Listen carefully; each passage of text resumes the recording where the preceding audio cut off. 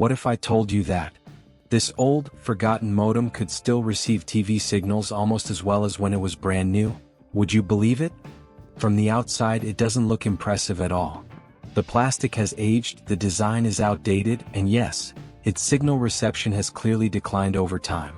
But inside there's something many modern devices no longer have: unused potential. In this video I'm not replacing it. I'm upgrading it step by step to see whether we can bring it back to about 96% of its original performance. And the final result might just change the way you look at old electronics forever.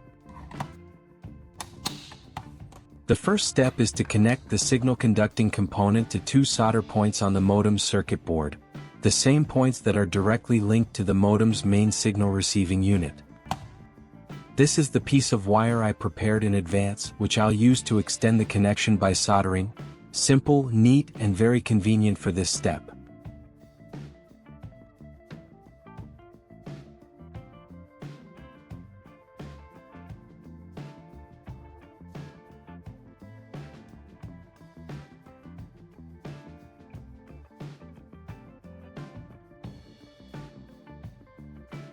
I also prepared another piece of wire and followed the same process for the other connection.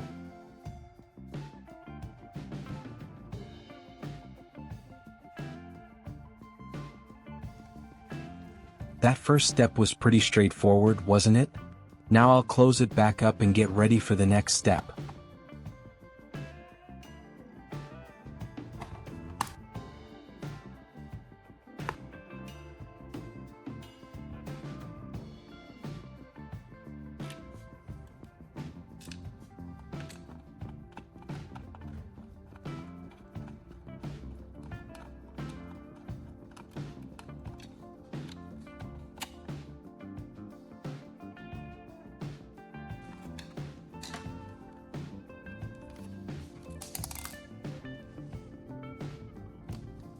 After securely soldering the two ends of the wires, I'll connect the remaining ends to a recessed power plug to complete this connection.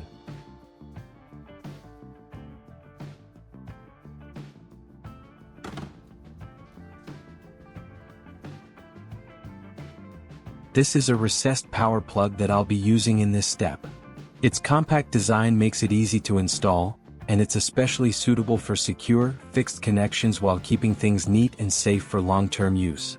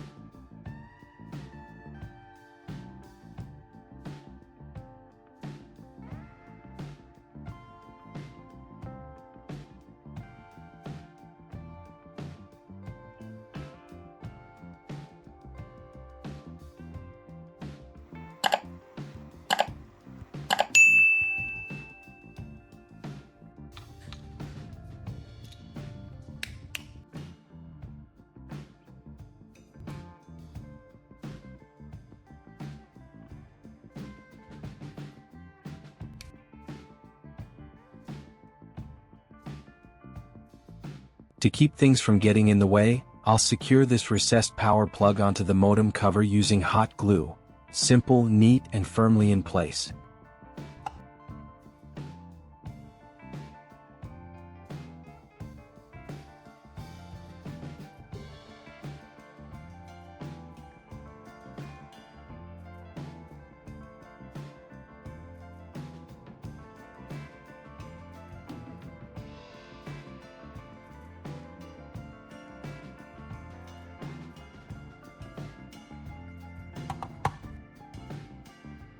This old modem still needs an additional conversion component to complete the setup. And now I'll get started on that step right away.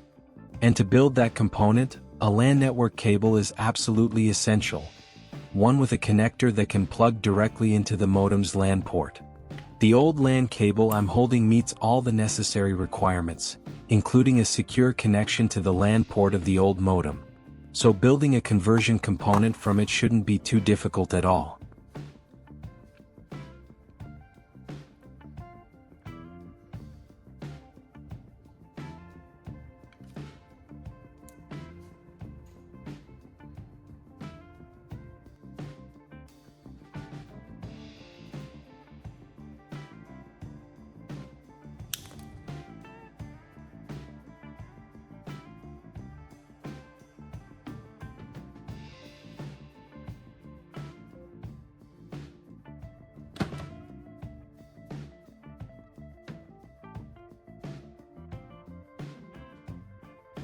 I deliberately added a round Coaxial battery, and this battery plays a central and critical role in the conversion component we're building here. Its main job is to provide a stable, continuous power source, ensuring the conversion circuit operates correctly even when the main device doesn't supply sufficient power on its own.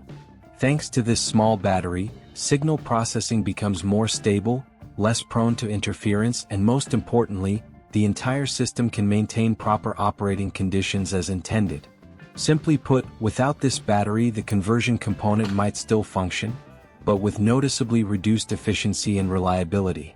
So despite its compact size and simple appearance, this round battery is a key element that should never be overlooked in the overall upgrade process.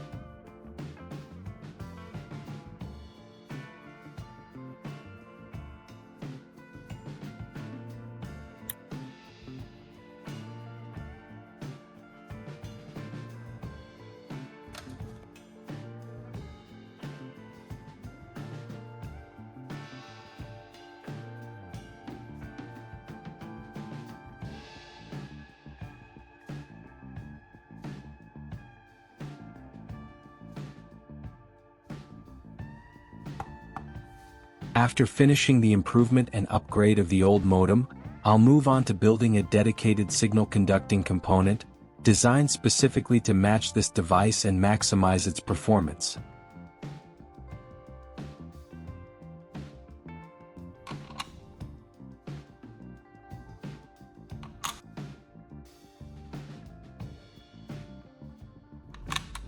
I'm sure many of you are already familiar with the coaxial cable I'm holding in my hand. This type of cable is commonly used for TV and antenna signal transmission, thanks to its good noise resistance and stable signal performance. With its characteristic structure, a central signal conductor surrounded by protective layers, coaxial cable remains a reliable choice for signal reception systems, even in older devices like this modem. In this step, I'm connecting one randomly chosen end of the coaxial cable to a positive power plug.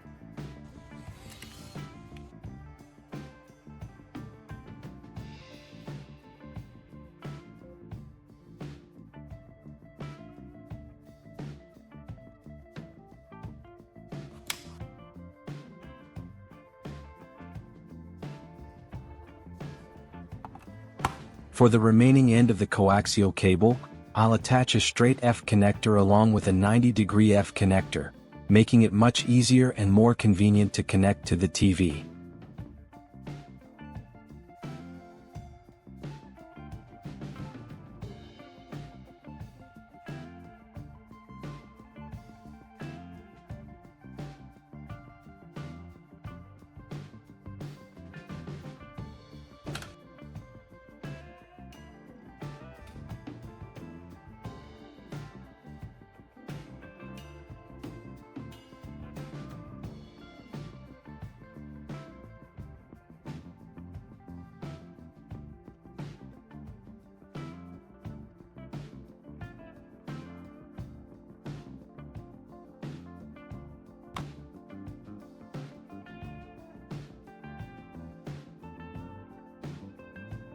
This is a straight F connector.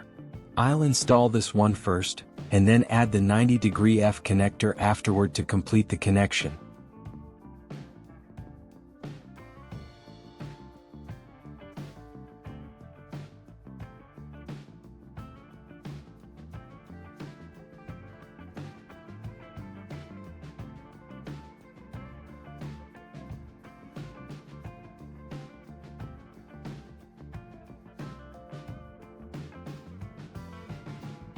Alright, the upgraded version of the modem is now complete.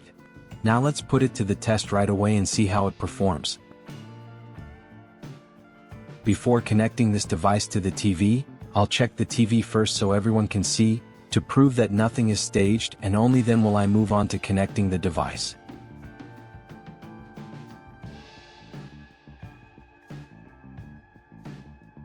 Alright, that's enough for now. Now I'll go ahead and start the connection.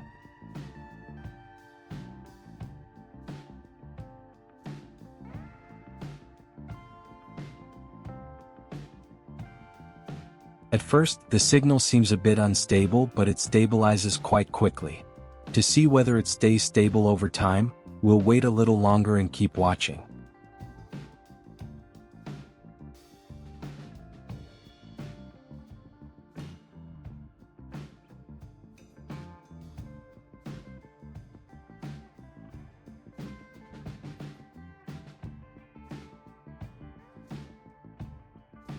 After waiting for a while, there doesn't seem to be any negative sign at all, so I decided to disconnect it and plug it back in to test it once more.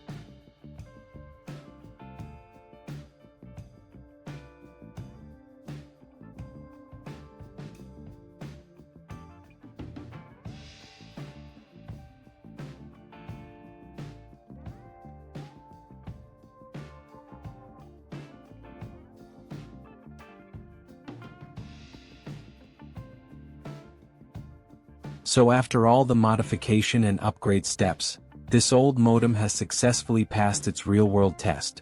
What once seemed outdated, with declining signal performance over time, is now working stably again, exactly as intended from the start. What I want to share through this video isn't just the final result, but a different way of looking at old devices. They don't always need to be replaced. With the right understanding, careful adjustment, and a thoughtful upgrade, many of them can still deliver nearly their original value. If you have an old device sitting and used somewhere at home, maybe it deserves a second chance, just like this modem did. Thank you for watching until the end. If you found this video helpful, feel free to like it and subscribe to the channel, and join me for more practical and interesting DIY recycling projects in the future.